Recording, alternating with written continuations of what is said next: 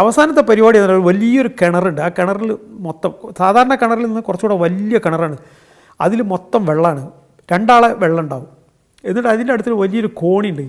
ഈ കോണിൻ്റെ മുകളിൽ ഒരാൾ കയറും. ഇതിൻ്റെ പരിപാടി അവസാനിക്കുന്നത് അതാണ്. അപ്പോഴേക്കും എല്ലാ ആൾക്കാരും ഈ കിണറിൻ്റെ ചുറ്റും വന്ന് നിൽക്കും. ഈ പരിപാടി കാണാൻ വന്നവരൊക്കെ കിണറിൻ്റെ ചുറ്റും വന്ന് നിൽക്കും. ഇത് കഴിഞ്ഞാൽ ഇയാൾ പിന്നെ തുണീൻ്റെ മുകളിലൊക്കെ ഇയാളെ ഡ്രസ്സ് ഇട്ടതിൻ്റെ മുകളിൽ കുറേ തുണി ചുറ്റിയിട്ട് അതിൽ കുറച്ച് പെട്രോളോ മണ്ണെണ്ണ ഒഴിക്കുക ചെയ്യുക. ഒഴിച്ചിട്ട് ഇയാൾ ഈ ഏതാണ്ട് ഒരു തെങ്ങിൻ്റെ അത്ര ഹൈറ്റ് ഉണ്ടാവും. ആ തെങ്ങിൻ്റെ മുകളിൽ ഏറ്റവും മുകളിൽ കയറിയിട്ട് അയാൾക്ക് അതിൻ്റെ കോണിൻ്റെ മുകളിൽ നിൽക്കാനൊരു സ്റ്റാൻഡൊക്കെ ഉണ്ട്.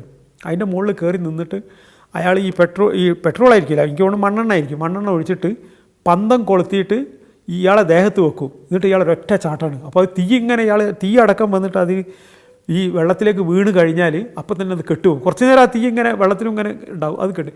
അതിന് തീച്ചാട്ടം എന്നാണ് പറയുക. അപ്പോൾ അത് കാണാൻ ഒരുപാട് ആൾക്കാർ വരും. ഞാൻ എപ്പോൾ പോയാലും ആ തീച്ചാട്ടം കൂടെ കഴിഞ്ഞിട്ടാണ് അതോടുകൂടി ആ പരിപാടി അവസാനിക്കുക ചെയ്യുക. അതൊന്നും ഇപ്പോൾ നമുക്കത് ചിന്തിക്കാൻ പോലും പറ്റില്ല. ഭയങ്കര അത്ഭുതമാക്കി തോന്നി ഇപ്പോൾ അതൊക്കെ നമ്മൾ അങ്ങനെയൊക്കെ കോഴിക്കോട് ഉണ്ടായിരുന്നു എന്നുള്ളത്.